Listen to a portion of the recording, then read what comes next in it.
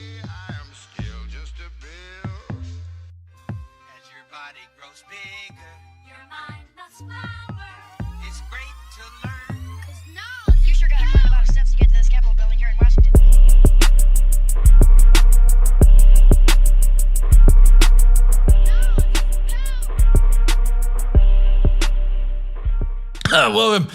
Welcome back to Historical Quarrels. I'm your host, Tyler Eckhart, and sorry that I didn't upload last Friday. Big boo, big sad. If I had a soundboard, you would hear the woo, woo, boos and stuff. Anyways, I am back from my temporary leave as I, was celebrating Thanksgiving. I hope you all had a wonderful Thanksgiving. You all ate some turkey, and I hope none of you got involved in a civil war. That would be, the most preferable way to enjoy Thanksgiving, I think. So, anyways, this week, we're going over the last part of War of the Roses. I call it Return of the Mad King. You Lord of the Rings nerds, I hope you enjoyed that little reference. I mean, it's a reference, but it's not even a good reference. It's just a cheap call out. But it works, so I'm gonna use it, man. Gonna use it, dude. It's gonna be crazy cool, crazy. But yeah, I'm pretty stoked. We're gonna be going over the battles, and then we're gonna be going over some cause and effects. I again don't have a co-host this week. I hope you guys are good with just listening to me rant and ramble through this. Also, maybe tell some jokes. Also, maybe go over some of the Mad King's weird sexual habits again, not liking being naked in front of, or not liking having naked ladies in front of him. I get it. It's nerve-wracking, but holy shit, dude. That guy brought you that gift. I mean, I guess, back then that might have also been kind of rapey, so maybe good for him if you decide not to do that based off, moral grounds. Good for that guy. Anyways... I'm going off on tangents here. I have ADHD, so if you can't tell, I'm going to be a little fast and loose this episode because I'm pretty sure my meds are wearing off. I also got put on some, the blood pressure relievers or blood thinners. I don't know, but it makes me a little loopy. But my heart rate has never been so low. I'm usually in the hundreds, and my heart rate is at 80, and it feels awesome. Not gonna lie. So let's get into it, man. I'm stoked. Okay. Oh man, shit. Good day, class.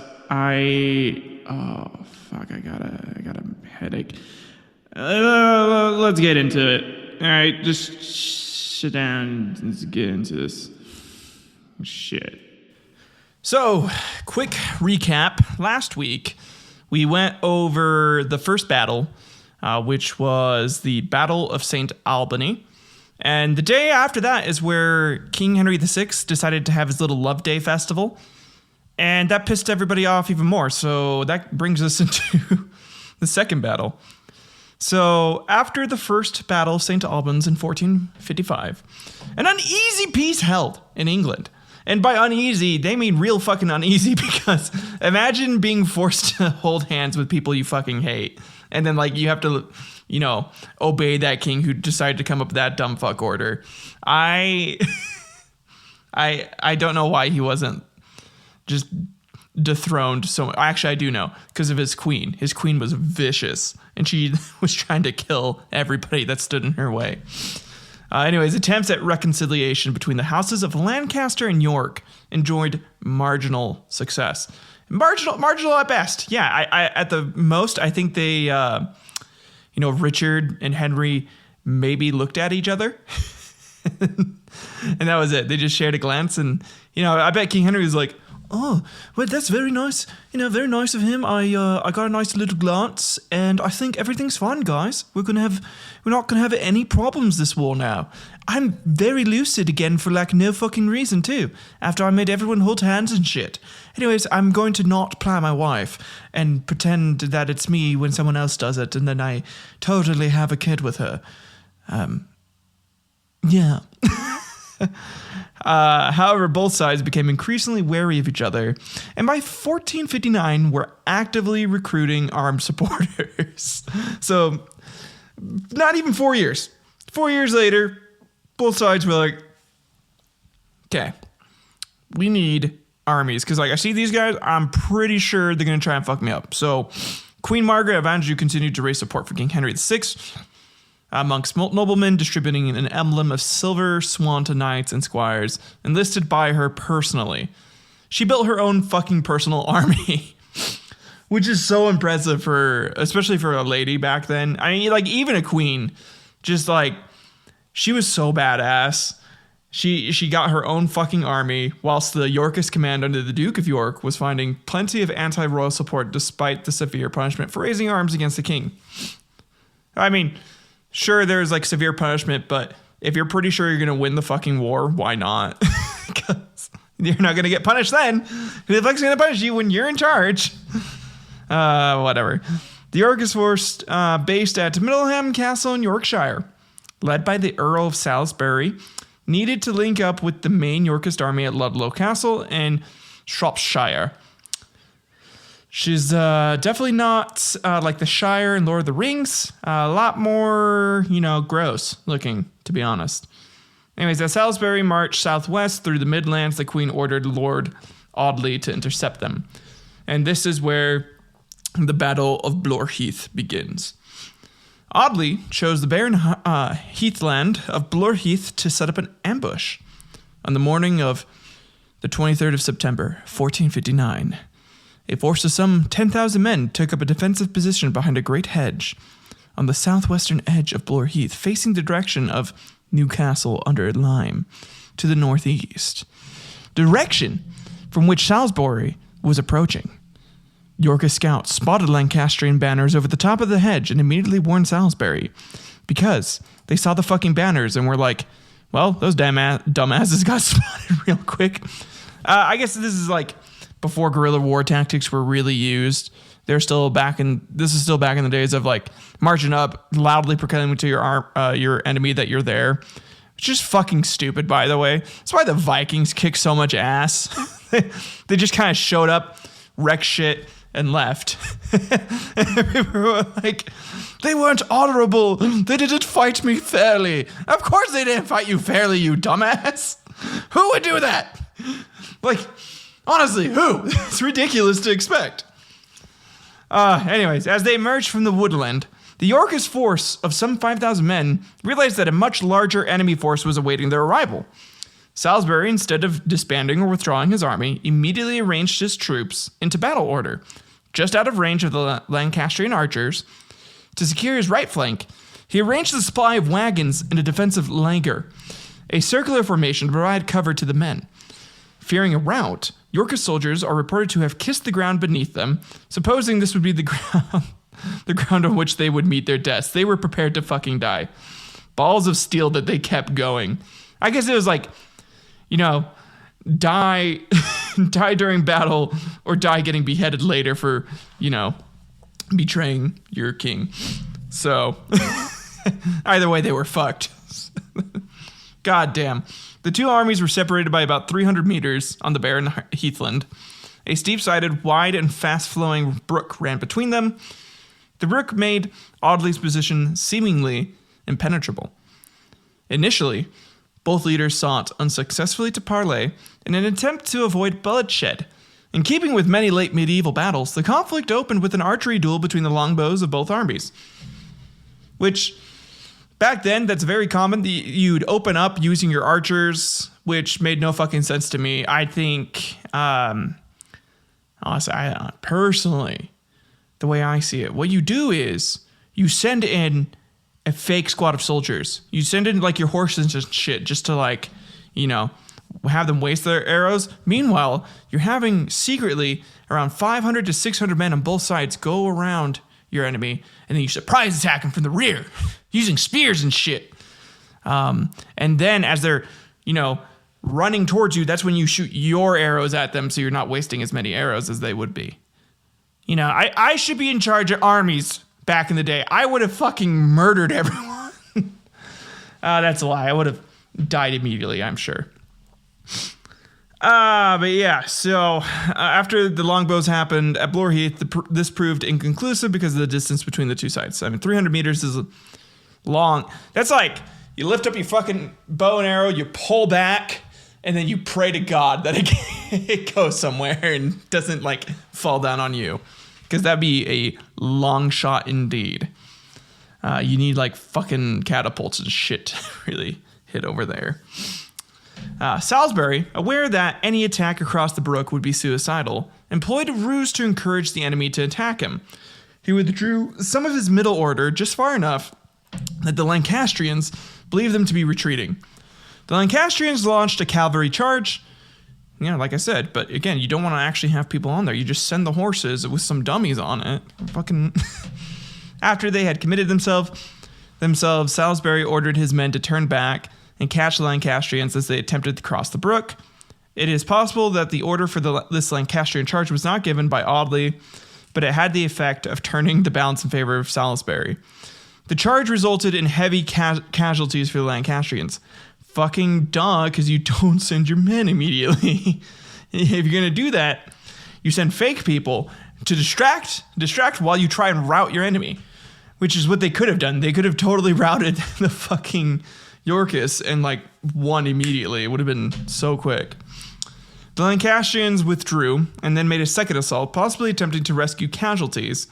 However, this fucking failed. The second attack was more, successful, with many Lancastrians crossing the brook. This led to a period of intense fighting, which Audley himself was killed. So, possibly by Sir Roger Kynaston of Middle and Hordley. So, Salisbury, which knew the sleights, strategies, and policies of warlike affairs, suddenly returned and shortly encountered with Lord Audley and his chief captains, ere the residue of his army could pass the water. The fight was sore and dreadful.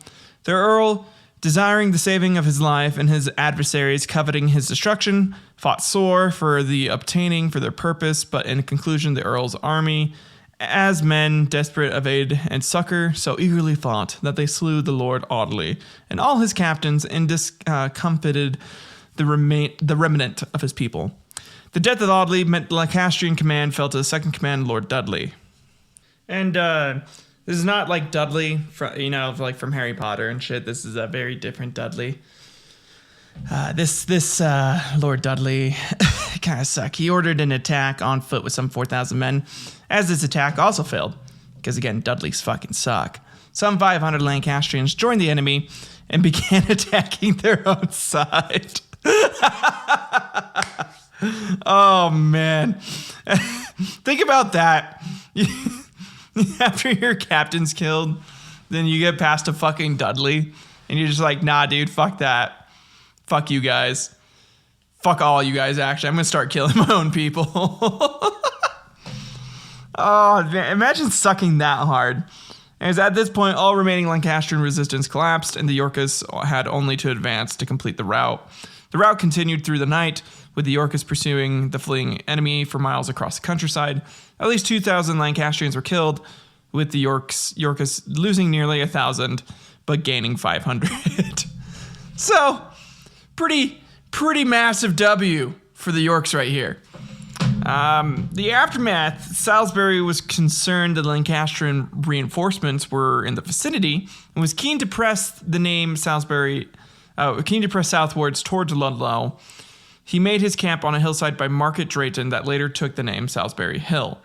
According to Gregory's Chronicle, Salisbury employed a local friar to remain on Blore Heath throughout the night and to periodically discharge a cannon in order to deceive any Lancastrians nearby into believing that the fight was continuing.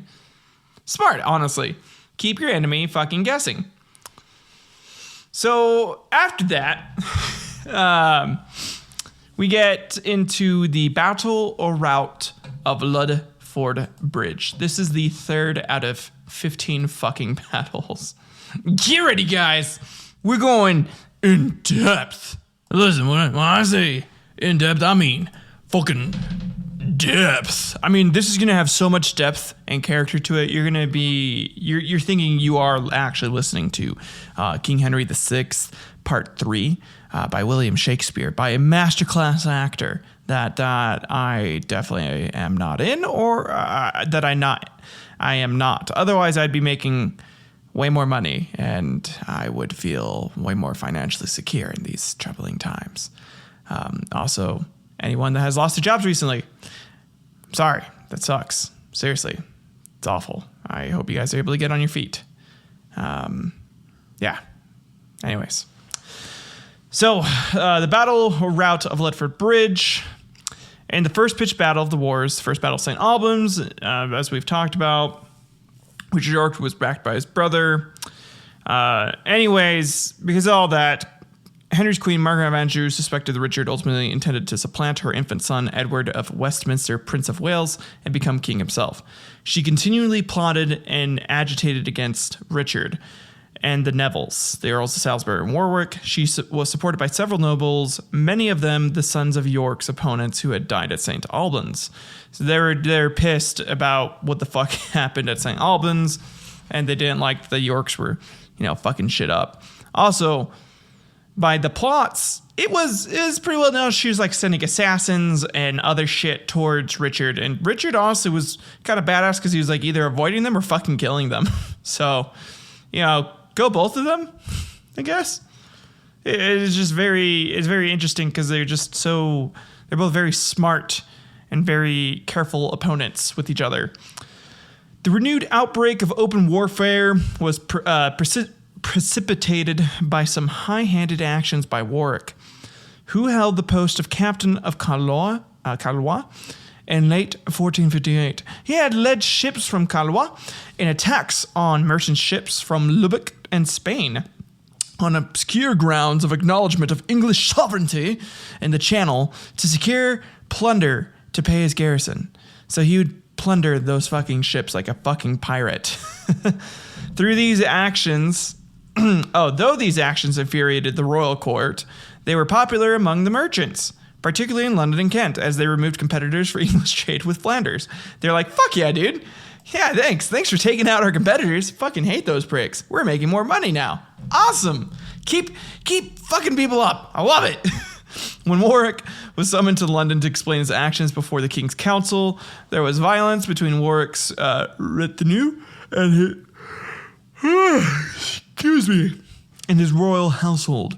Warwick claimed that his life had been threatened, and he returned to Calois without any charges unanswered. So he just didn't he was like, fuck you guys, I ain't gonna listen to this shit. I'm a pirate, motherfucker. And just walked out like a badass. Margaret took this to be an open defiance of Henry's authority. She had long before persuaded Henry to move the court from London to the Midlands, where her supporters had the most influence.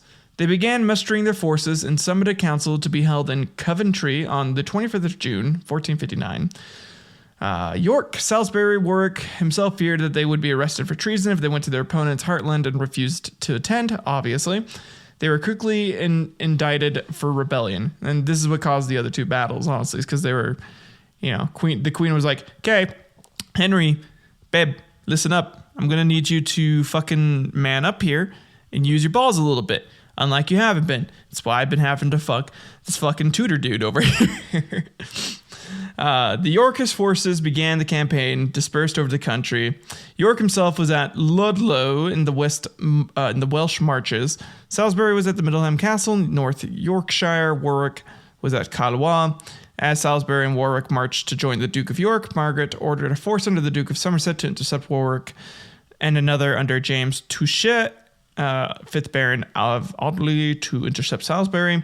Warwick successfully evaded Somerset, and with Audley's forces being routed at the bloody Battle of Blore-Heath that we just went over. Even after the defeat, the forces available to Henry and Margaret outnumbered the Yorkist combined armies by 2-1. So they had double the fucking manpower, but the Yorks were fucking them up still. The Yorkist army tried to move towards London, but found their path blocked by the Lancastrian army, with King Henry himself nominally at its head, and fell back to Worcester. Oh my God. Worcester. Here, the Duke of York attended Mass in the cathedral before sending written protestations of his loyalty to Henry, these were ignored, obviously. Because, oh man, he must have like gone to church and just felt a little guilty. So he was like, here, I'll just send him this shit and see if like he'll just surrender. The Yorkists, you can only imagine this letters like, dear Henry, fuck you, first of all. I fucking hate your guts. However, all this blood and all the other people dying, definitely not worth it. All right? So if you aren't as fucking crazy as you seem, you'll accept this as like, a truce. And we're not going to fuck each other up further, right? And the queen was probably like, don't listen to him, babe. We can fucking take him out. Trust me, I've got this. I've got an army. We're gonna fuck him up. But more in like a French accent where she was like, we are going to fuck him up. Sorry, French listener from the one French place that I saw. Anyways, the Yorkists retreated towards Ludlow before making a stand at a fortified position near Ludford, Shropshire on the 12th of October.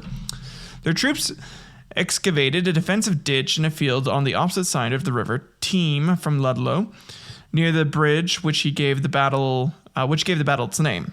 They also constructed barricades of carts in which cannon were emplaced. However, morale was low. Not least because the royal standard could be seen flying in the Lancastrian army, and it was known that King Henry himself was present in full armor. So that does gotta fuck up your morale a little bit, right? For much of his reign, Henry had been regarded as an ineffectual ruler, and he had even lapsed into madness for periods of several months at a time. Richard of York and his supporters had maintained that they were opposed only to Henry's evil counselors. Now they realized that their army would probably refuse to fight against an army which included Henry himself. Henry and the Duke of Buckingham, in command of the royal army, proclaimed the offer of a pardon to any who would change sides, which is pretty wild. Among the troops brought by Warwick from Calais were 600 men led by Andrew Trollope, an experienced soldier. During the night, Trollope and his men and others from Yorkist forces defected to the Lancastrians. So we had another little flip-flop here. Faced with certain defeat, York, Salisbury, and Warwick announced that they were returning to Ludlow for the night. They then abandoned their armies and fled into Wales. Which, I get it. Because again, the way they're getting, rallying everybody up, they're like, no, we don't want to fuck up Henry. We just, want to get rid of his evil counselors because they're the ones who are like manipulating and making him do all this crazy shit. In all reality, they knew it was fucking Henry. And also, it is so during once the Yorkist forces had switched over sides to the Lancastrian army, they were immediately faced with the king thanking them personally, and apparently was spouting mad phrases, some of which were, let me pull these up. Right, so the random things he would say were, the Star Death Rug archive shelter immune equation ride on to the risk of our champions, right? Yeah, so, and then also things of like, it's rather astonishing how our crew can stake a weapon to occupy and touch, the forecast of things that make us sigh. And also, I once had a park that had an extension-friendly divided rape, that embarrassment prediction, and farewell to myself. He was then recorded to have been singing this song. The song goes like this. I did my best to notice when the call came down the line up to the platform of surrender. I was brought, but I was kind, and sometimes I get nervous when I see an open door. Close your eyes, clear your heart, cut the cord. Are we human or are we dancer? My signs is vital, my hands are cold, and I'm on my knees looking to suck a dick. And so, needless to say, a lot of those troops were a little upset by the choice that they had made. But after they heard about, Richard and all them abandoning the army, they're like, no, we did the right thing. Anyways, at the dawn on 13th of October, the leaderless Yorkist troops knelt in submission before Henry and were pardoned. York had abandoned not only his troops, but also his wife, Cecily Neville, Duchess of York, and his two younger sons, George and Richard, and his youngest daughter, Margaret. By popular account, they were found standing at the Ludlow Market Cross when the Lancastrians arrived. They were placed in the care of the Duchess's sister, Anne, wife of the Duke of Buckingham. The Lancastrian troops proceeded to plunder Ludlow, becoming drunk on looted wine and committing many outrages, including ravaging quite a few of the people there. So, by ravaging, that means rape. So, yay, Lancastrians, you fucking suck. Oh, God. Anyways, the aftermath of this would just be York, with his second son Edmund, Earl of Rutland, made his way to Ireland, where he had previously been Lieutenant of Ireland and still had support from the Irish Parliament. Salisbury, Warwick, and York's eldest son Edward, Earl of March, went to South Wales, where Warwick had estates and supporters. They took a ship, also intending to reach Ireland, but were blown across the Bristol Channel to the West Country, where supporter Sir John Denham loaned them a boat, which took them to Calais. On the 9th of October, King Henry had appointed the Duke of Somerset to replace Warwick as captain of Calais. However, Warwick was able to forestall him, possibly only by hours, under his uncle, Lord Falkenberg. Yeah, okay, that's a great name. The garrison and city still supported him. King Henry and his armies, meanwhile, returned to Coventry, where a parliament packed with Queen Margaret supported attainted York, Salisbury, and Warwick, and the remaining supporters. They also proceeded to have an orgy where everyone cucked King Henry. Literally everyone fucked Queen Margaret. They lined up, and the queen was very happy to, let them, come in and try and show King Henry what the fuck to do, because she was still upset that he hadn't fucking really done anything to her. He's like, okay. She's like, see this hole? This is called the lips. This is my pussy lips. All you need to do is you just get your dick a little hard. And, well, more than a little hard. You get your dick hard, okay? You can get some pre-cum on it. I can spit on it for you if you want. And then you insert it in. See, everyone else is fucking doing it. Why can't you do it? Just fuck me, damn it. Just fuck me. So, pretty awesome party, for the queen. However, it proved impossible for the Earl of Wiltshire, who was appointed Lieutenant of Ireland in Richard of York's place, to raise troops to oust York from Ireland, because everyone in Ireland loved fucking York. I should probably clarify. They didn't love fucking him. They fucking loved this guy. He was cool. But maybe they did like fucking him. I don't know. Do you know? No one knows. They kept it hidden from us. It's been a secret this whole time. Richard fucked all of Ireland, and no one knew. Holy fuck. Holy fucking fuck. No, at least we don't know. But yeah, so... so Warwick was able to sail Ireland, evading royal ships commanded by the Duke of Exeter to concert plans with the Duke of York. Although it appeared that the country had been united behind King Henry at the time of the rout of the Ludford Bridge, within a short time, the behavior of Henry's court had prompted many complaints that Lancastrian favorites were enriching themselves at the expense of the king and populace, and were failing to prevent the spread of lawlessness. It was these grievances which Richard of York had first used as pretext to take arms against Henry's court in the early 1450s. Within 6 months of the confrontation, Warwick was also able to land at Sandwich in Kent with popular support from London and the southeast of England. He then marched into the Midlands, and aided by Chetry in the Lancastrian army, he captured King Henry at the Battle of Northampton, which we're going to talk about. Which is just fucking crazy, by the way. I want you guys to to just picture it this. Lancastrians essentially were giving money to rich people to keep them rich and happy, and they loved it. And then everyone else was like, yo, you're fucking over all the peasants, you're fucking over all these other people, and you're gonna piss them off. The money needs to be done correctly by like their merits, by like what they work on. And the king, well, mainly the queen was like, nah, fuck you guys. Nah, fuck off. I don't care about you people. I just care about my husband and my kids, and that's it. Man, she is so Cersei. That's fucking crazy. And the Yorks were like, I fucking hate all of you. You all suck. And they also wanted money. So, you know, maybe not as noble of a purpose. Like, they weren't saving people. They're kind of just looking after themselves. And maybe a few of their peasants. That's it, though. All right, here we go. We are into the Battle of Northampton, which is a very significant battle. After the disintegration of the Yorkist army at Lutford Bridge in 1459, huge win, by the way, mostly done by the Queen because she, you know, gathered that fucking army herself because she's a badass. Many of the Yorkist commanders went into self-imposed exile.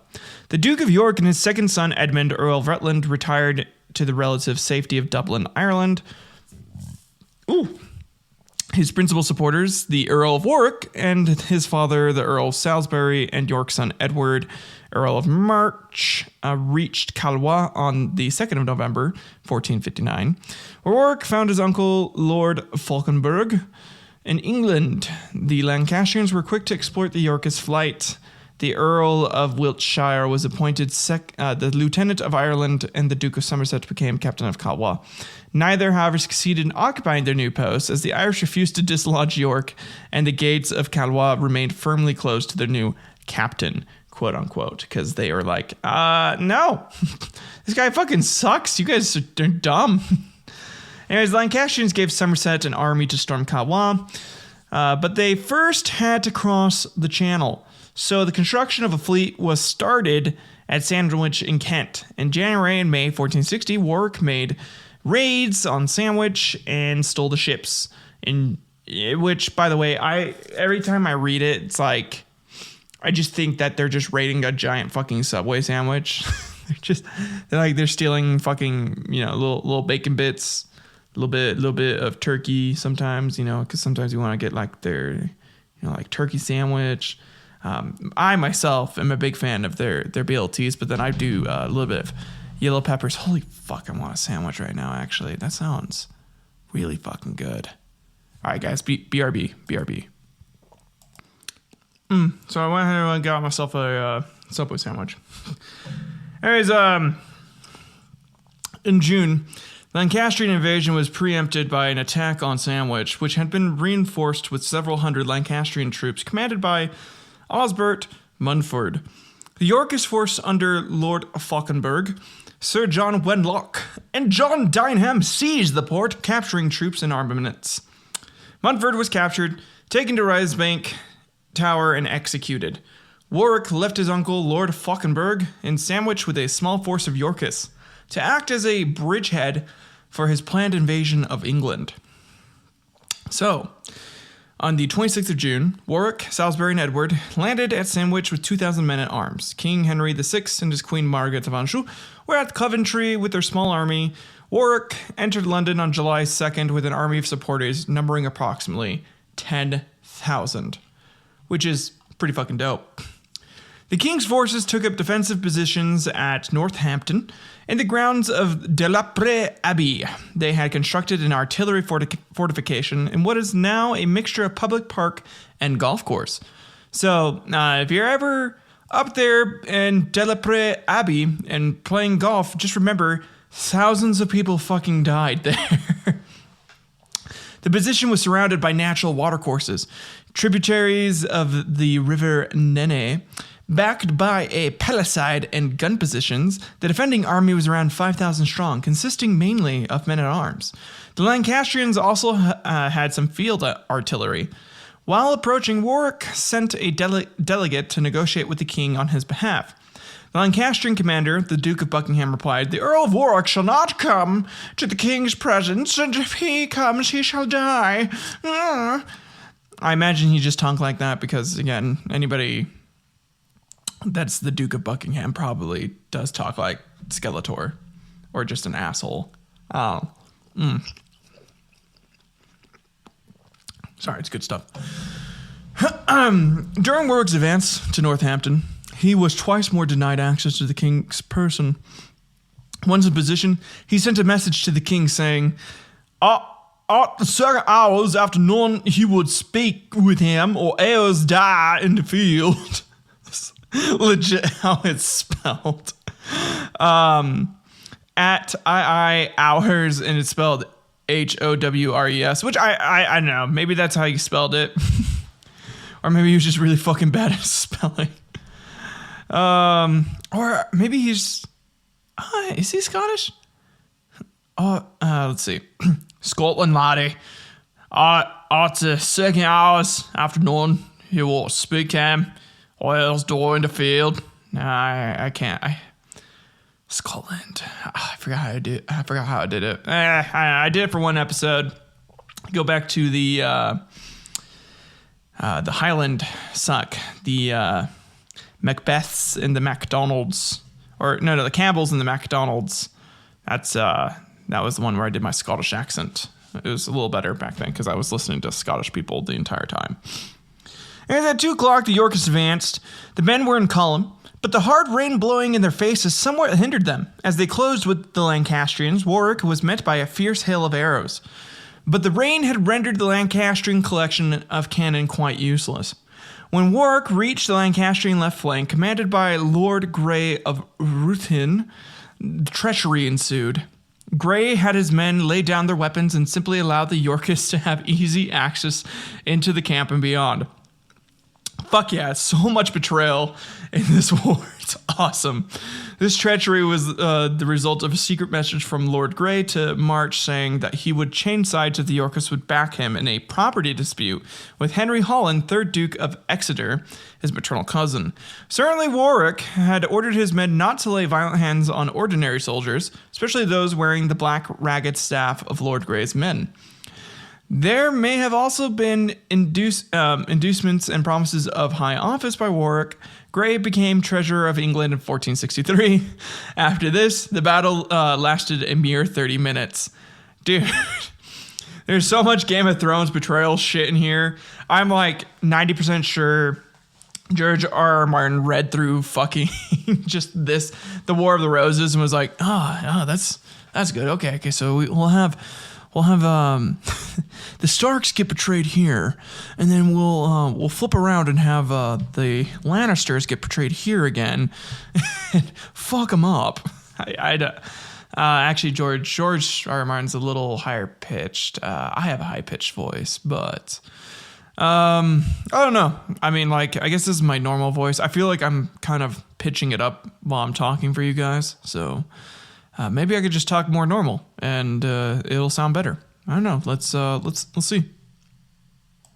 It doesn't sound better. It fucking sucks. I'm just kidding. No, it sounds fine. I sound okay. But yeah, it's anyways, the defenders were unable to maneuver inside the fortifications and fled the field as their line was rolled up by attacking Yorkists.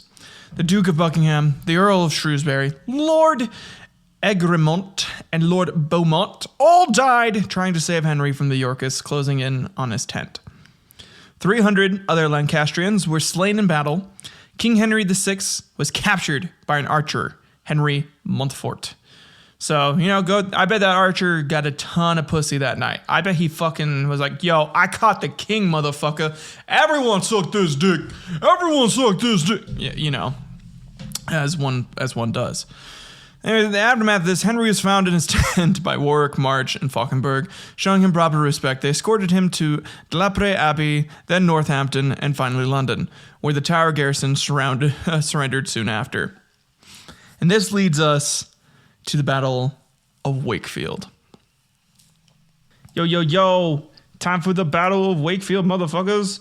We're about to get into it. They're about to get fucked up. Anyways, York went to Ireland, where he had unchallenged support, while Salisbury York's eldest son made the way to Calais. Warwick was constable, the narrowly forestalled the new Duke of Somerset again, which rolled up Lancastrian attempts to reassert the authority over Ireland, and Calais failed. Again, just recap, so everyone can say that. The vicious Lancastrians became reviled for the manner in which their army had looted the town of Ludlow after the Yorkist surrender at Ludford Bridge, and the repressive acts of a complaint parliament of devils which caused many uncommitted peers to fear for their own property and titles. The country remained in disorder because, again, they fucked that town up real bad. In 1460, the Nevilles invaded England through a foothold they had already established at Sandwich and then rapidly secured London, the south. They would end up capturing the king. The Duke of York landed in Chester some weeks later, made his way to London with much pomp. Entering Parliament, he attempted to claim the throne, but was met with stunned silence. Even his close allies were not prepared to support such a drastic step. Instead, after the House of Lords had considered his claim, they passed the Act of Accord by which Henry would remain king, but York would govern the country as Lord Protector. Henry's son was disinherited, and York or his heirs would become king on Henry's death. The powerless and frightened Henry was forced to assent. So, yeah, after they captured him, they fucked him up, and then Richard was finally like, okay, I'm king now, bitches. And everyone was like, wait, hold up. What? That's what you're trying to do? And he's like, duh! No fucking duh. That's what I was trying to do. God damn it. I thought you were all understanding. It was just like, I didn't have to say anything because y'all were going to fucking get it once we captured everything. But no. He does become Lord Protector, though, which is essentially king. So anyways, the Lancastrian moves. When the Battle of Northampton was fought, Queen Margaret and her 7-year-old son Edward had been at Eccleshall Castle near Stafford.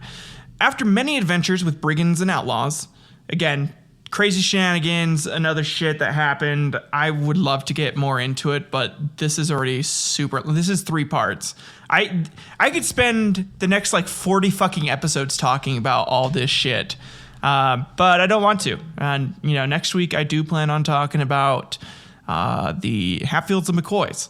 And I'm going to only have that. I'm going to have that be shorter, actually. I want it to be 1 episode if I can. So, they fled via a Cheshire to Harlech Castle in North Wales, where they joined Lancastrian nobles, including Henry's half-brother Jasper Tudor and the Duke of Exeter, who were recruiting armies in Wales and the West Country.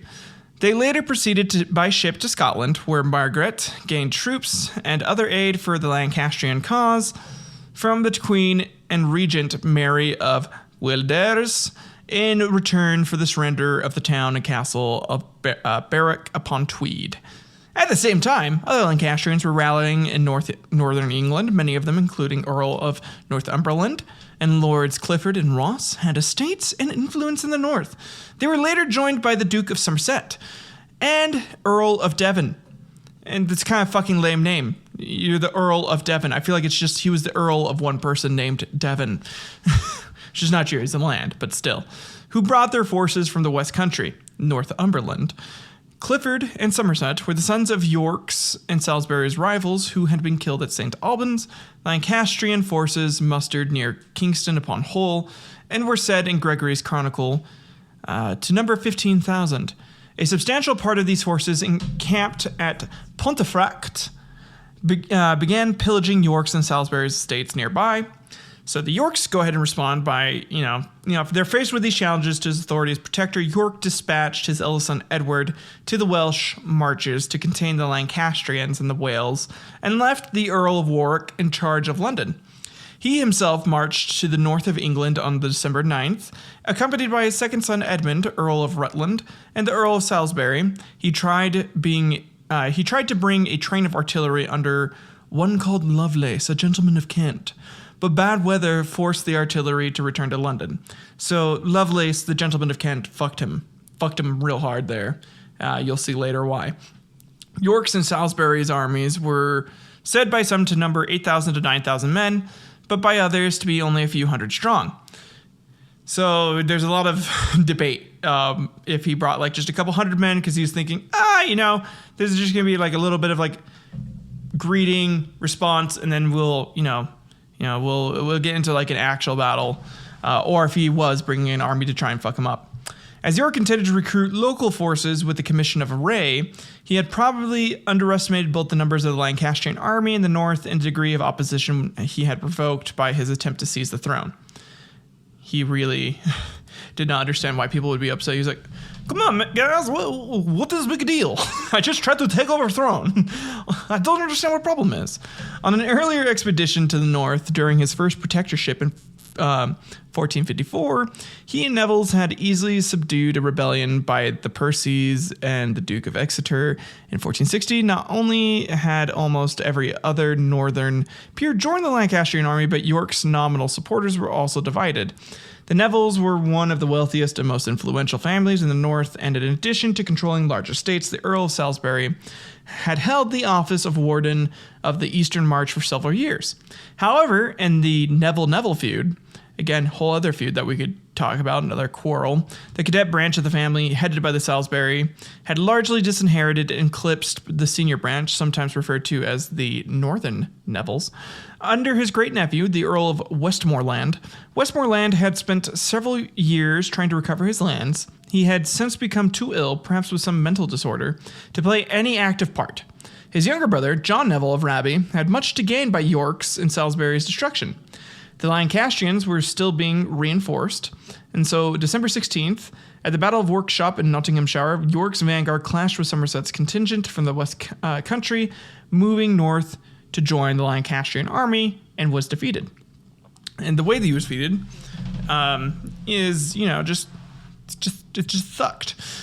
He just got fucked over again by not having that goddamn artillery there. On the 21st of December, York reached his own fortress of Sandal Castle near Wakefield.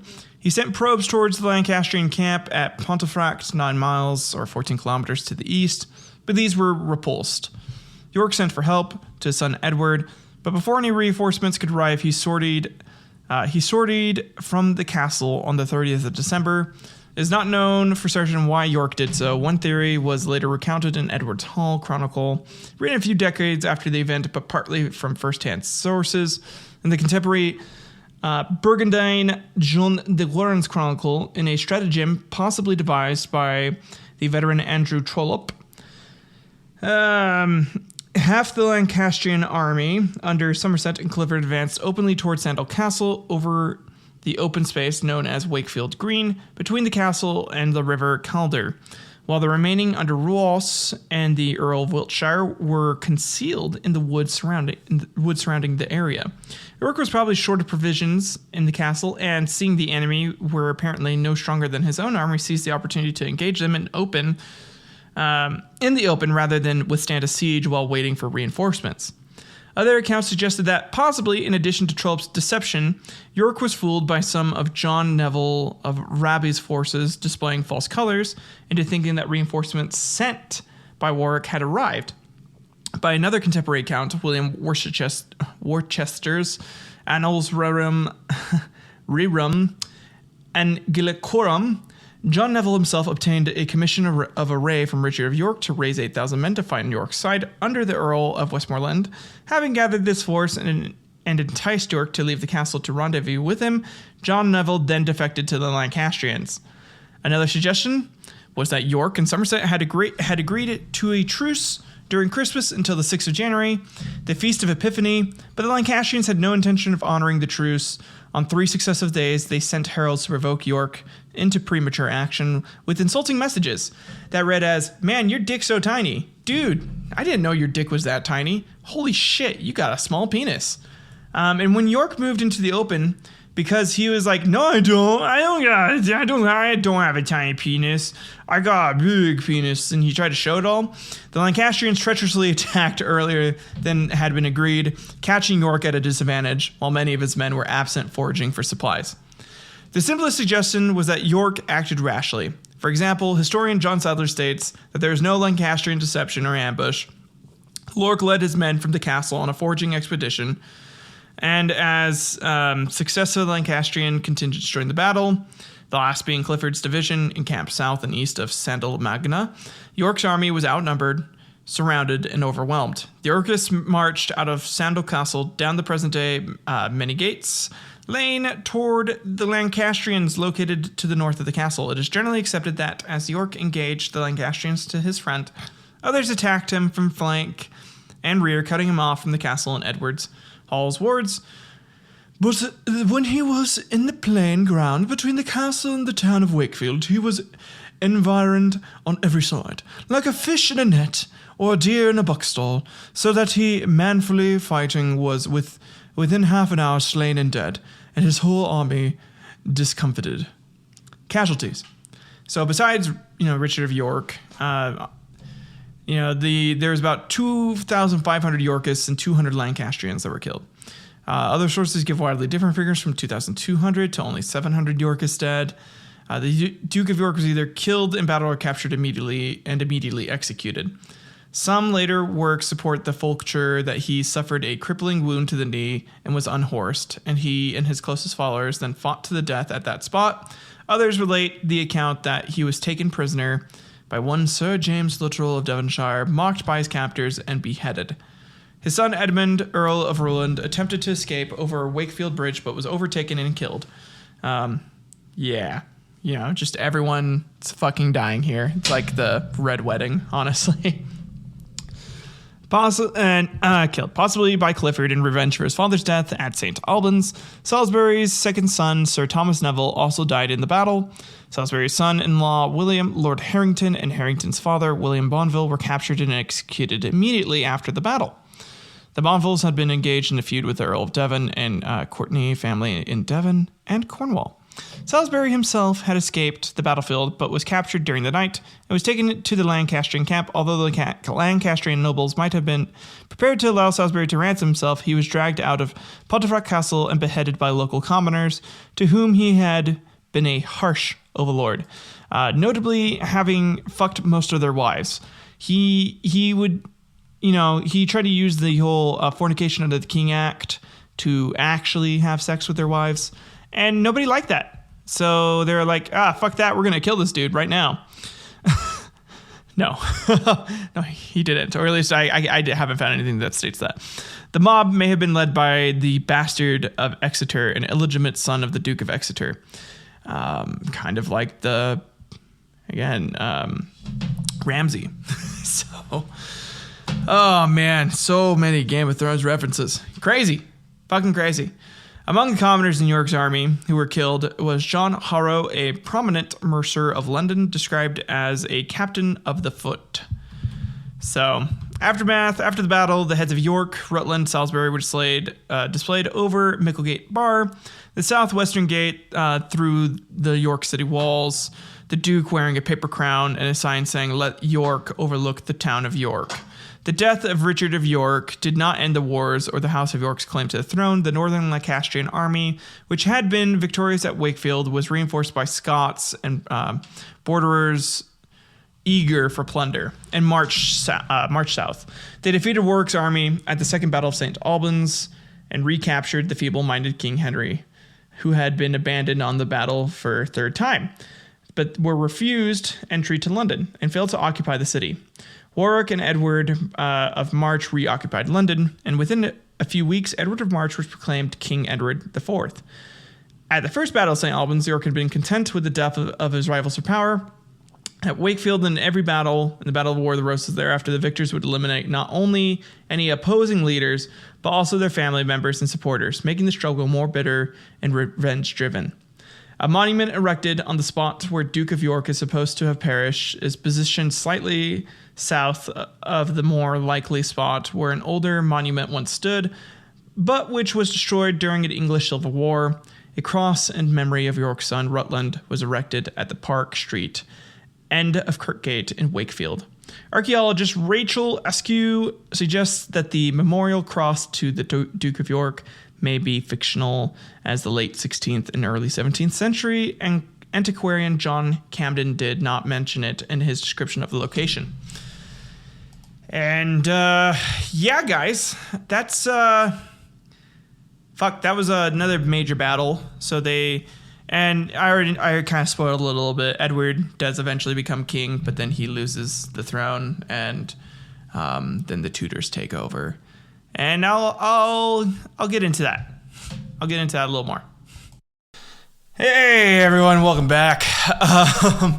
So for those of you that did end up listening to the 50-minute episode that I released, This at the minute 54 mark is Tyler 3 days later. I got so busy this past 2 weeks that I just wasn't able to keep it up with a good recording schedule. So, yeah, I'm going ahead and I'm gonna just edit in the rest of this. I'm gonna do the rest of this today. We're gonna talk about the last couple battles, most notably the Battle of, let's see, Towtown, and then Tewkesbury, and then the end of the Lancastrian line, and then the Tudors taking over. So let's go ahead and get into this. The victors of Wakefield were joined by Margaret's army and marched south, plundering settlements along the way. They liberated Henry after defeating the Yorkist army of Richard Neville, Earl of Warwick, in the Second Battle of St. Albans. You know, that's where they killed them. In case you guys don't remember, I mean, you did just listen to this. If you are, I don't even know how many people are listening, so fuck it. We're gonna get real central with the rest of this. The country now had two kings. Oh, fuck. A situation that could not be allowed to persist. Oh, especially if Edward would be formally crowned. Edward offered amnesty to any Lancastrian supporter who renounced Henry. And then he decided to fuck them too. He was gonna go full raw dog in them. Oh, you like that, don't you, you dirty slut? That's what Edward whispered into each of the Lancastrian troops that surrendered years as he began to uncloth himself and then showed his kingly cock. The young king summoned and ordered his followers to march towards York to take back his family city and depose Henry formally through force of arms. The Yorkist army moved along 3 routes. Warwick's uncle, Lord of Fauconberg, led Yorkist defenders of London sally against Fauconberg's besieging force. A group to clear the way to York, the main body, which was led by Edward. The Duke of Norfolk was also sent east to raise forces and rejoin Edward before the battle. That would come much later than anticipated. Warwick's group moved to the west of the main body, through the Midlands, gathering men as they went. On March 28th, the leading elements of the Yorkist army came upon the remains of the crossing and ferry bridge, crossing the river. Sorry, I don't know why. It's probably a solid 3 minutes of me just getting a little too intense about it. Oh God. Yeah, I don't know what came over me there. That was oh man, that was fun. Oh, okay. Yeah, we're back into this now. Okay, back into it. We're getting at it. We're gonna have a good time. We all love it. Right. Yeah, baby. You know you love it. So that's why we're continuing to talk like this. Anyways, sorry, I saw a light on my mic and I was like, what light is that? I haven't seen that light before. Da da da da da. Do do do do do do do. I'm going crazy. I'm going nuts. Anyways, the Yorkers came upon the remains of the crossing ferry bridge in the River Aire. They were rebuilding the bridge when they were attacked and routed by a band of about 500 Lancastrians, led by Lord Clifford, the Big Red Dog. Anyways, after the Big Red Dog began his kaiju-like assault on the bridge was destroyed. And tales of this Clifford is what would actually lead, centuries later to the children's book, Clifford the Big Red Dog. But this Clifford murdered 1,000 people by itself. Fucking insane, right? No. Could you guys fucking imagine if Clifford the Big Red Dog was based off of like some mutant fucking beast that the English used to have and then died during the War of the Roses? That'd be I wish history was that cool. Learning of the encounter, Edward led the main Yorkist army to the bridge and was forced into a grueling battle. Although the Yorkists were superior in numbers, the narrow bridge was a bottleneck, forcing them to confront Clifford's men on equal terms. So I can't stop picturing it as Clifford the Big Red Dog. Sorry. Just killing them. Sorry. Edward sent Fauconberg and his horsemen to ford the river at Castleford, which should have been guarded by Henry, Earl of Northumberland. But he arrived late, by which time the Yorkists had crossed the ford and were heading to attack the Lancastrians at Ferrybridge from the flank. The Lancastrians retreated, but were chased to Dintingdale, where they were all killed, Clifford being slain by an arrow to his throat. Poor dog. I'm sorry. God. Just imagine like Clifford the Big Red Dog, and they had to get like a fucking ballista arrow to take him down.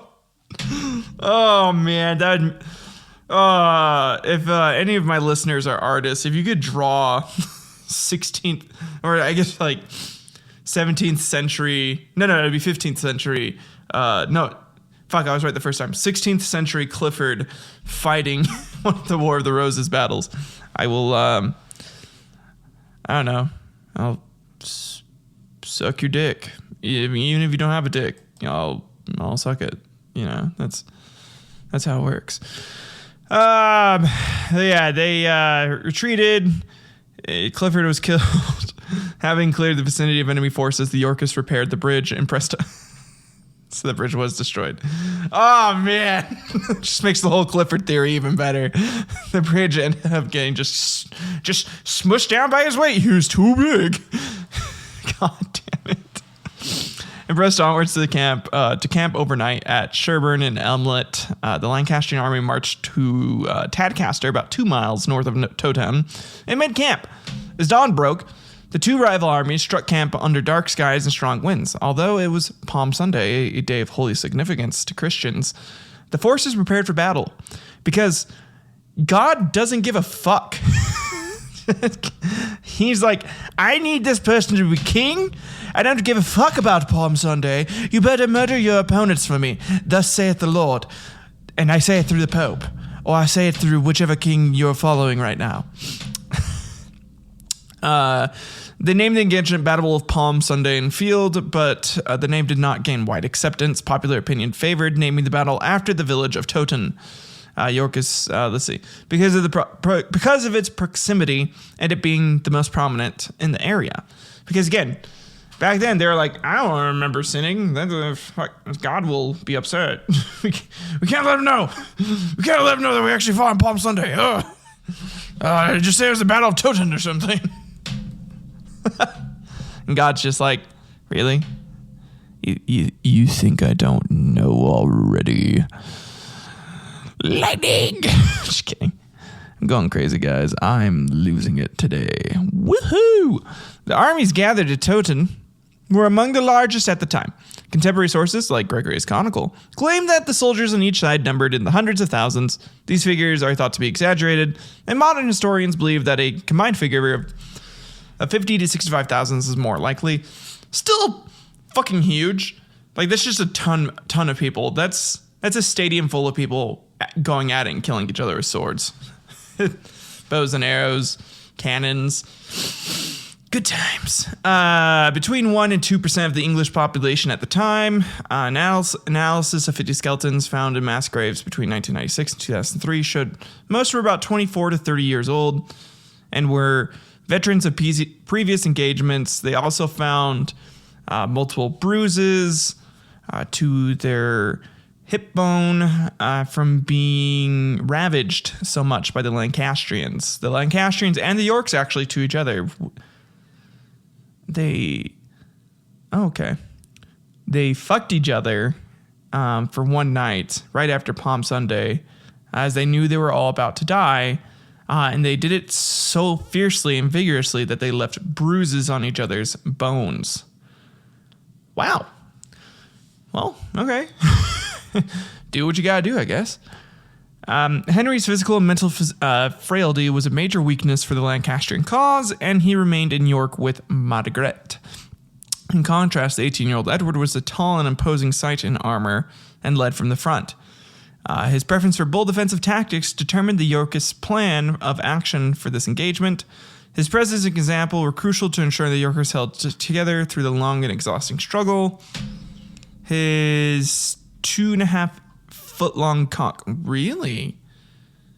Wow, 24 inches. That's, well, I guess 30 inches. 30-inch long dick. That's probably the biggest in the world. Would help spear some of the Lancastrians during their night of orgy.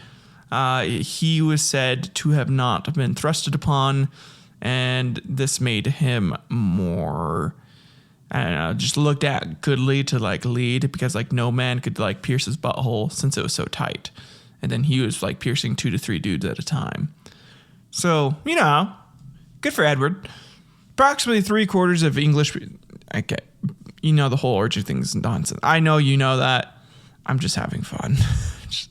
I'm having so much fun.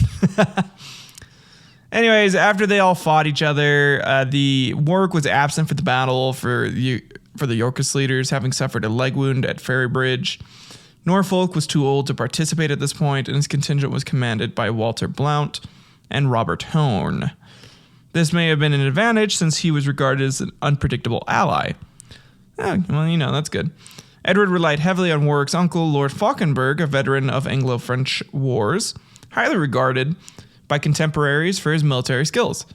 He demonstrated this in a wide range of roles, having captained of the Calois garrison, led naval piracy expeditions in the Channel, and commanded the Yorkist vanguard at Northampton.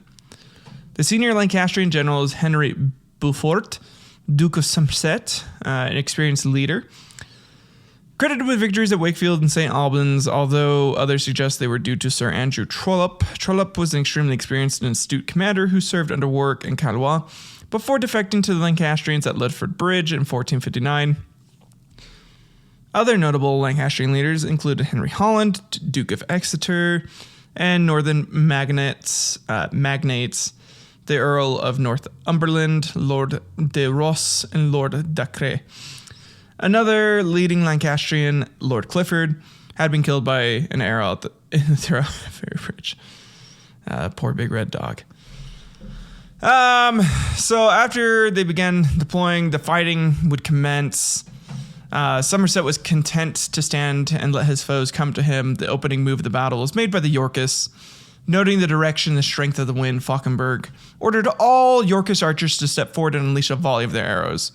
So Yorkists start first, and the Lancastrians end up, shooting back. And after they lose their orders, Fauconberg orders his archers to step forward and again to shoot. So it was a big, huge, back and forth of volleying, essentially, with just arrows. And after that, they began to siege forward. Well, the Yorkists did. They went in for it. Fighting continued for about 3 hours, according to English Heritage, a government body in charge of conservation for historic sites. It was indecisive until the arrival of Norfolk's men. Marching up the old London road, Norfolk's contingent was hidden from view until they crested the ridge and attacked the Lancastrian left flank. The Lancastrians continued to give fight, but the advantage had shifted to the Yorkists. By the end of the day, the Lancastrian line had broken up, as small groups of men began fleeing for their lives. Polydore Virgil, a chronicler for Henry VII of England, claimed that combat lasted for a total of 10 hours. 10 fucking hours of just nonstop fighting in armor. I just want you guys to imagine how sore you would be. It would fucking suck. So anyways, the Yorkists... Okay, so Yorkists... I need to go back here. Okay. On receiving news of their family's defeat, Henry fled into exile in Scotland. Oh, yeah. So Lancastrians lose, if you couldn't tell. They got outflanked and then fucked up. So Yorks win this one. He went into Scotland with his wife and son. They were later joined by Somerset, Ross, Exeter, and the few Lancastrian nobles who escaped from the battlefield. The Battle of Towton severely reduced the power of House Lancaster in England.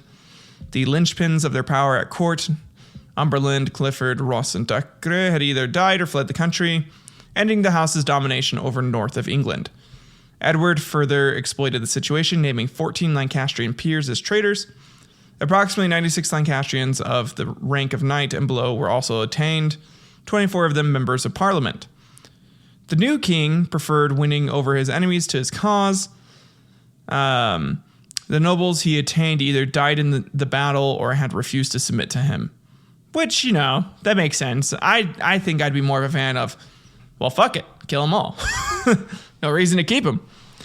The estates of a few of these nobles were confiscated by the crown, but the rest were untouched, remaining in the care of their families. Edward also pardoned many of those he attained after they submitted to his rule. Okay, well, that's fair. As long as they submitted and, then they were pardoned. They probably got a little fucked up, though, in prison. They probably just got, spit on or peed on or something. Probably peed on. Although Henry was at large in Scotland with his son, the battle put an end, for the time being, to disputes over the country's state of leadership. Since the Act of Accord, the English people were assured that there was now one true king, Edward. He turned his attention to consolidating his rule over the country, winning over the people, and putting down rebellions raised by the few remaining Lancastrian diehards. Man, could you fucking imagine just being being alive back then, and then you're so pro Lancastrian, you're like, nah, fuck this. I don't care if we lost and everyone is pretty much gone. I'm staying here till I die. God damn. He ended up knighting. So Edward would knight several of his supporters and elevated several of his gentry supporters to the peerage. He's just a status raise. That's really it. Fauconberg was made Earl of Kent. Warwick benefited from Edward's rule after the battle. He received parts of Northumberland and Clifford's holdings. He received Clifford's doghouse. And was made the king's lieutenant in the north and admiral of England. Edward bestowed on him many offices of power and wealth, further enhancing the earl's considerable influence and riches. By 1464, the Yorkists had wiped out all effective Lancastrian resistance in the north of England. Edward's reign was not interrupted until 1470. By then, his relationship with Warwick had deteriorated to such an extent that the Earl defected to the Lancastrians and forced Edward to flee England, restoring Henry to the throne. And the reason for this is Edward had promised to essentially bone Warwick, and he didn't. He was like, nah, I can't do that. That's gross, man. You're like my uncle. And Warwick was like, well, why not? Come on, man. You said you would. And then he didn't. So then he ran over to the Lancastrians. Obviously not. The interruption of Yorkist rule was brief, as Edward regained his throne after defeating Warwick and his Lancastrian cohorts at the Battle of Barnet in 1471. Which then gets us to the Battle of Tewkesbury. Anyways, after the fugitive King Henry was captured and imprisoned the next year, his wife, Margaret, and the 13-year-old son, Edward of Westminster, were exiled and impoverished in France. Edward IV's hold on the throne appeared to be secure, at least temporarily. Edward owed his victory in large measure to the support of his cousin, Earl of Warwick. And okay, let's see. They became estranged when Edward spurned the French diplomatic marriage that Warwick was seeking for him and instead married Elizabeth Woodville, widow of an obscure Lancastrian gentleman, in secret in 1464. So this is like a Robb Stark moment where he betrayed, what's their bucket? The fucking old creepy dude who probably bones his daughters. Fuck. What was his name? Can't remember his name. Damn it. Anyways, that's the reason why Warwick betrayed him. When the marriage became public knowledge, Edward placed many of his new queen's family in powerful positions that Warwick had hoped to control. Edward, meanwhile, reversed Warwick's policy of friendship with France by marrying his sister Margaret to Charles the Bold, the Duke of Burgundy. The embittered Warwick secured the support of Edward IV's brother George Plantagenet, the first Duke of Clarence, for a coup in exchange for Warwick's promise to crown Clarence king. Although Edward was imprisoned briefly, Clarence was unacceptable as monarch to most of the country. Edward was allowed to resume his rule. Outwardly reconciled with Warwick and Clarence. Within a year, though, he accused them of fresh treachery and forced them to flee to France. So he, essentially, after he got back out, because everybody was like, no, why the fuck is Clarence king? Edward was like, yo, man, listen, I forgive you guys. And then, like, in the back of his mind, he's like, no, I don't. I'm gonna fucking kill both of you, and you both fucking know it. You better run. And so they did. They ran to France. With no hope of reconciliation with King Edward, Warwick's best hope of regaining power in England lay in restoring Henry the Sixth to the throne. Louis XI of France feared a hostile alliance of Burgundy under Charles the Bold and England under Edward. He was prepared to support Warwick with men and money, but to give legitimacy to any uprising by Warwick, the acquiescence of Margaret of Anjou was required. Warwick and Margaret were previously sworn enemies, but her attendants, in particular Sir John of Fortescue, and Louis eventually persuaded her to ally the House of Lancaster with Warwick. At the Angers, Warwick begged her pardon on his knees for all past wrongs done to her, and was forgiven, because she had no other fucking choice. And then that's like looking at the one thing you'd need to hopefully get your life back, and then if you were dumb enough, you'd still spit on it. It'd be like, nah, get out of here. I don't want you. Of course she fucking did. Prince Edward was betrothed to Warwick's younger daughter, Anne. The marriage was eventually solemnized at Amboy on the 13th of December, 1470, but may not have been consummated as Margaret was seeking a better match for Edward once he was king. Are you kidding me? They probably boned. Are you kidding me? They fucking boned. I don't care how old he was. He was probably like 15. Yeah, they boned.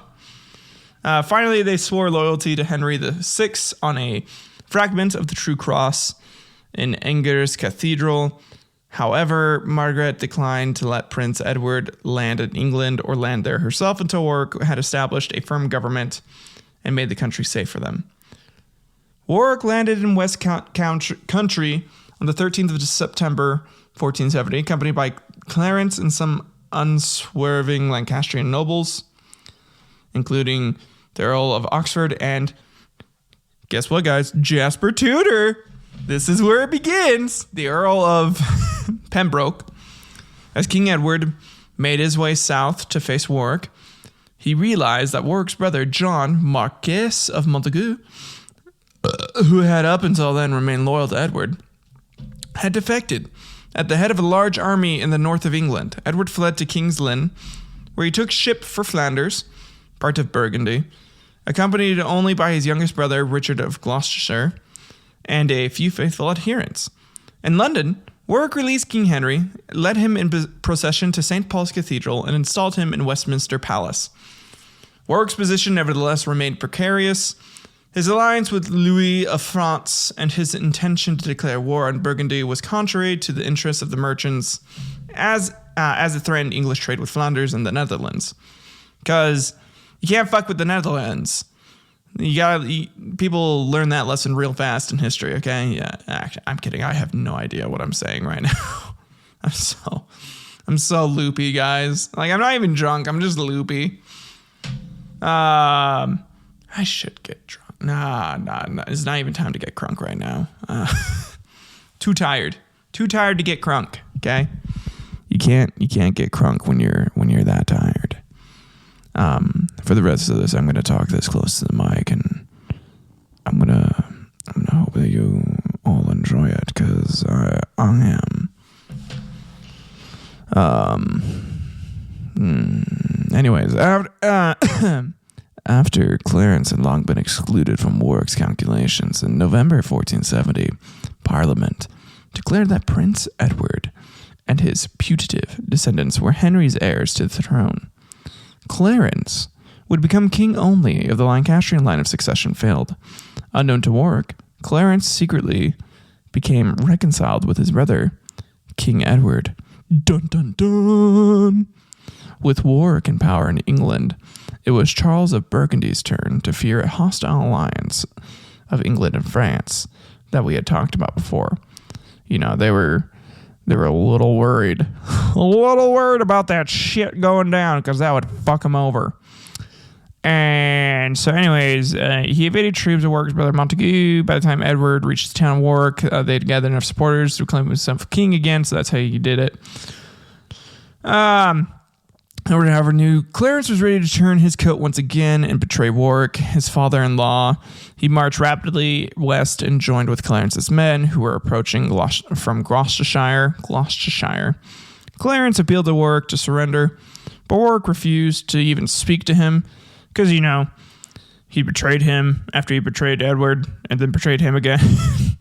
Fucking crazy. Edward's army made rapidly for London, pursued by Warwick and Montague. London, supposedly defended by the 4th Duke of Somerset, but he was absent, and the city readily admitted Edward. The unfortunate and now feeble Henry VI was sent back to the Tower of London. This guy, fucking Henry VI, just keeps getting sent back and forth. You're free. You're not free. You're free. You're not free. No wonder he was fucking crazy. But the whole time, like every time he was out, he's like, I'm going back in, guys. Don't worry about it. Edward then turned about to face Warwick's approaching. Do you guys think he got like Stockholm syndrome? Do you think like he was just like happy Edward was king and like he like loved him secretly for it? He was like, oh, thank you. Please put me back in the tower. I'd like to go back to the tower, please. Oh. Okay. In a confused fight in thick fog, some of Warwick's army attacked each other by mistake, and cries of treachery, his army disintegrated and was routed. Fuck yeah. Warwick was cut down trying to reach his horse to escape. So, anyways, yeah, so Warwick loses that one. But because of this, King Edward's army was composed mainly of mounted men who never dismounted to fight on foot, as most English armies did during this period, hearing from pickers and mounted scouts. Because Margaret ended up getting her own army and decided to like push on him. The Lancastrians knew they could retreat no further before Edward attacked their rear, and it would be forced to give the battle. So, after all of that, among the leading Lancastrians who died on the field were Somerset's younger brother John, Beaufort, Marquis of Dorset, and Earl of Devon. The Prince of Wales was slain on the field during the retreat by some of Clarence's men, despite pleading for help to Clarence, who had sworn allegiance to him in France barely a year before. Which is super fucked. Many other Lancastrian nobles and knights sought sanctuary in Tewkesbury Abbey. King Edward attended prayers in the abbey shortly after the battle. He granted permission for the Prince of Wales and others slain in battle to be buried within the abbey or elsewhere in the town without being quartered as traitors, as was customary. However, 2 days after the battle, Somerset and other leaders were dragged out of the abbey and ordered by Gloucestershire and the Duke of Norfolk to be put to death after perfunctory trials. Among them were High Courtenay, cousin of the Earls of Devon, and Sir John Langstrother, the prior of the Military Order of St. John. The abbey wasn't officially a sanctuary. It had to be reconsecrated a month after the battle, following the violence done within its precincts. Oh, man. Could you imagine like a battle being that bloody that the church was like, no, we can't fucking have this be consecrated. We got to wait a little bit. Let all the evil spirits go away.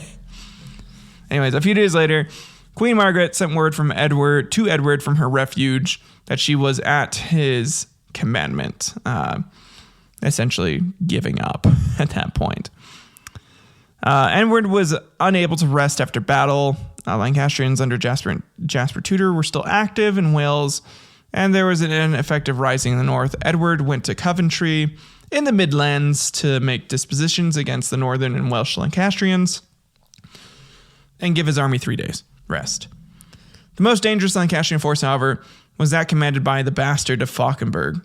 As anticipated, he had landed at Sandwich and rapidly recruited a force among the pro-Neville Kentishmen, together with exiled Lancastrians and free booters from several countries. His army may have numbered 16,000 or even 17,000 in total. On the 14th of May, he attacked London from the south. His men burned part of the suburb of Southwark, but were beaten back at London Barge the next day. They attacked Aldgate and Bishopgate from the east. The garrison of the Tower of London, led by Earl Rivers, Queen Elizabeth's brother, who had been injured, and Barnet, repulsed them. Citizens defending their property undoubtedly played a major role, because they're like, no, fuck you, get out of here. Had Falconbrook succeeded in capturing the city, he might have also captured Edward's wife and their children and released King Henry from the tower. However, on hearing that Edward's army was approaching, he retreated to Sandwich. Like Margaret, he appeared to be dispirited by the news of Tewkesbury and the prince's death, and later rather tamely surrendered himself and his ships. He was executed 5 months later after attempting to escape from custody, probably because he was going to be killed anyways. And that leads us to the end of the Lancastrian line and the end of the wars. As after Edward, the Tudor dynasty begins because they began to name the descendants Tudors, or like they weren't actually Tudors. Tudors, they would have been pissed to hear that name back then, because that would have implied some fuckery that like they weren't worthy heirs or whatever. So let's get out of this lesson, guys. Good job, students. Proud of you. I had fun, and I hope you did too. I'll see you for the next class. All right, everyone. That is the end of the War of the Roses. I am so sorry that I took that long to finish and to get everything completely done. I just got super busy with work and life. And, to be honest, right now, since I do have a full-time job and I do have kids and I have a wife and I have a life outside of everything, this isn't as a priority right now. I'd love it to be. I would absolutely love this podcast to be something that I did as a job, but I can't right now. And, maybe one day if I get good enough at it and people begin to enjoy this content more and, it's something that they see value in and they begin to want to help support it, help support me. Of course I'll do more. But I need more people to listen and to support it. This might go from being weekly to bi-weekly, just depending on, my timeline of things. Next time, because I don't know if it will be next week, we'll be going over the Hatfields and the McCoys. My wife is a descendant of the Hatfields. Her grandma is the granddaughter of someone Hatfield, and apparently has some stories that not a lot of historians have about it. So get ready for that. I'm pretty excited. I think that's going to be very interesting to get a different take on it. Of course, from the Hatfield sides, which for many people, they don't like the Hatfields. So, yeah, guys, I don't know. I have a lot of fun doing this, but it does take quite a bit of time, especially if I want it to be good. This War of the Roses, the script for it was 150 pages, which is, about half of a good book, half the length of a good book. So I want to keep doing this, but I probably can't do anything like this long. And then just finding time, I guess, to have it be really well researched. I don't know. I might have to, break time up, or just find different ways to get things researched better. I don't know. It's really hard. I want to provide a good content for you guys. My skill lies more in writing out jokes or doing little fake outs, because I feel like there's some where I can get really creative and I can actually, do a pretty decent fake out, have you guys believe some false information for a bit. But I don't know. I feel like the enjoyment of this is listening to it, having fun. I'm hoping I don't sound really drowned out or boring. If that's the case, let me know, because I think I might have to just like change my inflection while I'm talking. I mean, there are moments where I'm like, I'll listen to it. I'm like, okay, Tyler, you need to pick it up. You know, you need to change it up here. But I don't know.